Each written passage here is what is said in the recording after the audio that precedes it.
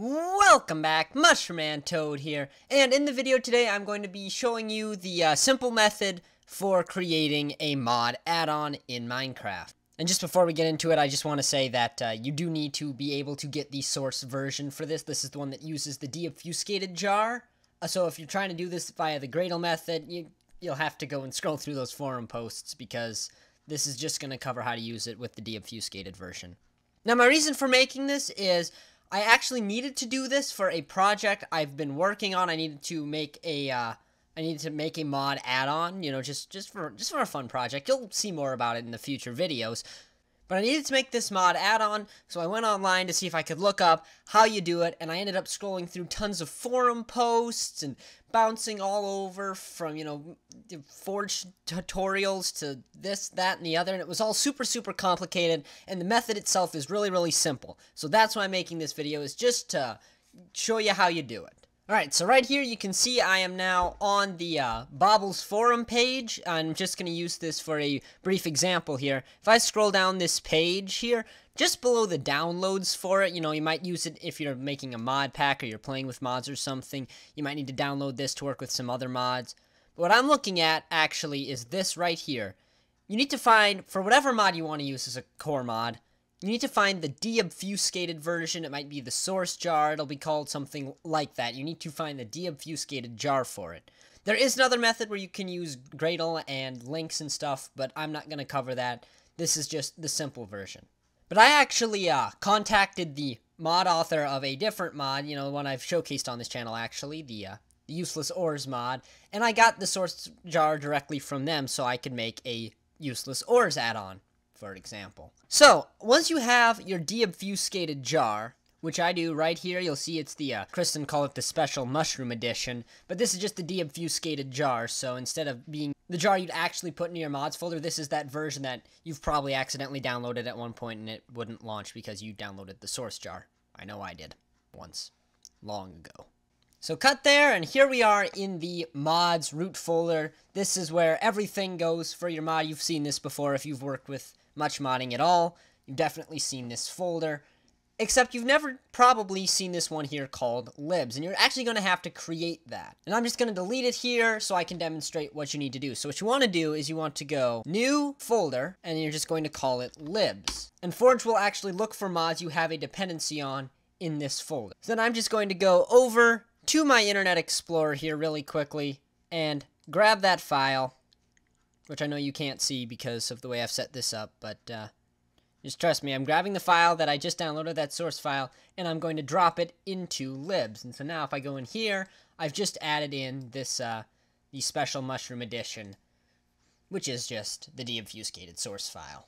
So once you've got that in there, you will need to do something else, but really quick. One other thing you'll have to do is if I hop back here into Eclipse, up here at the top where you've got all of this stuff going, you'll just need to add dependencies equal required after and then whatever your mod ID is. So you'll have to look up what the mod ID is. Basically just launch a game with that mod and, you know, F3H, you'll see the ID on there. So you'll just have to do required after colon and then the mod ID. In this case, Useless Ores. Alright, so now you can actually see my whole window, so there's going to be a little bit of editing magic happening here. But what you're going to want to do from here is you want to go in command prompt, go cd, and then paste in the name of your folder that is the Eclipse. So in my case, it's users, name, desktop, Useless Ores add-on, that's just my folder on the desktop, and then the Eclipse folder. And you just grab that, you go to your root folder where you see all of this, and then you just go into the Eclipse one. Click up here, copy this link, paste it into command prompt. Alright, so then you're going to hit enter, and now you've got your directory set here, so you can see that. Then the next thing you're going to want to do is go gradlu, setup decomp workspace, and Eclipse. So type that in just like that, and make sure you've closed Eclipse. My goodness, make sure you've closed Eclipse. Then you're going to hit enter and let this run, and I'll be right back when that finishes running. Okay, really brief change there. That took me a couple tries to get going there. You had to do it.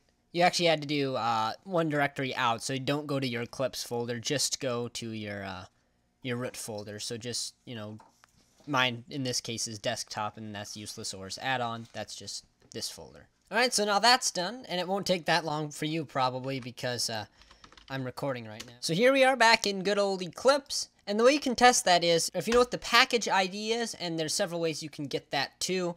The easiest way is to just use a program like 7-Zip, copy out the files from it, and just put them in a separate folder. So all I have to do here is go kristenors.mod, and if I can see that, it means it's worked, because it's actually reading it from that libs file to know that, hey, this is a library that they want to use. So now you know you can work with this as a dependency, you can access all of these classes and stuff, and yeah, you've got that working. So if you go to launch it, right now, you'll actually find you've got a window that says you don't have the mod installed. And just how to fix that really quickly is you just go into Run, then you go into Mods, and then you're actually going to drop the real mod file in here. So in this case, I would drop in the useless ores mod. You would actually download this, just from the CurseForge page or wherever the download link is from. You just drop that into this file, and then upon launch, right now it's just a small window. I don't know if you can hear that. There's a fire truck going by. Right now it's just a small window in the corner right now, just because I can't full screen it yet. But you'll see it does in fact have 6 mods installed. So if I go here to mods, you'll see if I scroll in here, it's got useless ores and the useless add-on, which I've just created. If we go into single player and just open up a world here really quick, which I've just been using for some testing. And I apologize if there's frame lag in advance, it sometimes does that. And I've just added in a simple recipe just to demonstrate that it works. So we're just going to grab the copper core, which is an item added by useless ores, and we're going to add an item I created called cosmic dust. You can see here it's useless add-ons if you look at the bottom, while this is useless ores. So we just grab ourselves some cosmic dust, we open up the crafting table, and as you can see, we can craft a new item. So we have got a mod with a dependency. I hope you learned something. I hope this helps you out with your mod creations. If it does, let me know by leaving a like on it, and do consider subscribing if you're not already for more Minecrafty content every Monday, Wednesday, and Friday. Again, I hope you enjoyed. This has been Mushroom Man Toad, and I'll see you in the next one.